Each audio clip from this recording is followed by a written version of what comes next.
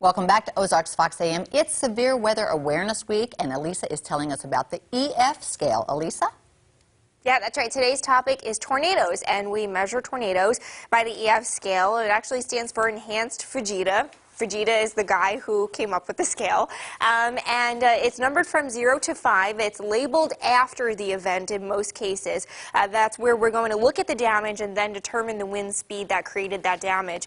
Again, it goes from 0 to 5. We go from weak to moderate, significant, severe, devastating, and catastrophic. And we have this nice visualization where we could see what each scale here looks like. So weak EF 0 tornado still packs winds up to 85 miles per hour. It could still do damage. EF1, we're looking at winds about 100 miles per hour, could be up to 110. EF2, significant damage possible there. We're looking at wind speeds up to 135 miles per hour. EF3, this is what we had in Alabama. One of those tornadoes was an EF3, winds up to 165 miles per hour. Then these are the big violent ones, right? EF4, up to 200 mile per hour winds. EF5, this is what Joplin was, in excess of 200 mile per hour winds.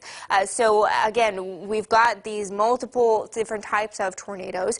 The season is usually in the spring from March to May. You can see that's where we get a peak in that tornado number here in Springfield. But notice that there's something there for every month of the year. It can happen any time of the year. We just had multiple tornado events this past winter, one including a fatal event that we had here in Aurora on December 1st.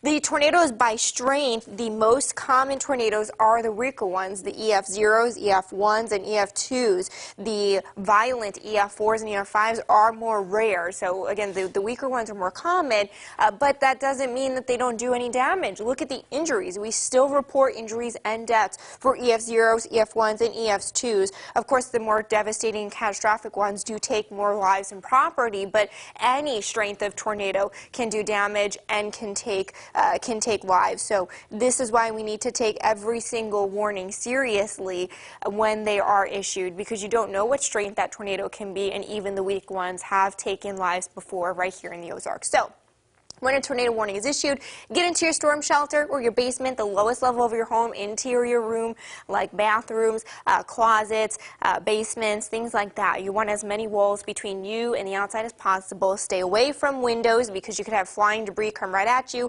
and evacuate mobile homes. You don't want to be in mobile homes there either. Severe Weather Awareness Week, again, a week. We've got a tornado drill statewide in Missouri at 10 a.m. The kiddos will be doing that in school, and so will Jeremy and Kelly. Elisa, I have a quick question about that. Yes. Because on your scale of the months of the year, you know, the spring, why does the spring lend itself to tornadoes? Great question. So that's because we've got in the spring, where it's a transition season, where we've got the cold air trying to come out from winter and the spring air trying to come in, right? The warm air trying to come in from spring.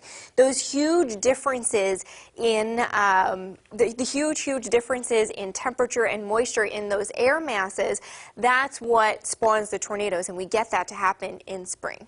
I gotcha. I have another question. If you are in a car and there is a warning or something, is it really safe to get out and get in a ditch, or what do you do? That's what you want to do, because the tornado can pick up the car, right? So you want to get out, get in a ditch. They say to like lay in a ditch or some kind of hole in the ground and cover your head, like put your hands over your head. It seems so exposed. I know, it seems scary, but that's why we stress, you know, knowing ahead of time, you know, we are able to forecast the outlook for the possibility of tornadoes much earlier in the afternoon. So wind can get under that vehicle easier than it could get underneath you. Right, yeah. Right. So you just want to, you know the forecast well ahead of time to avoid that. That's very informative. And you said today we're having the tornado drill. Yep.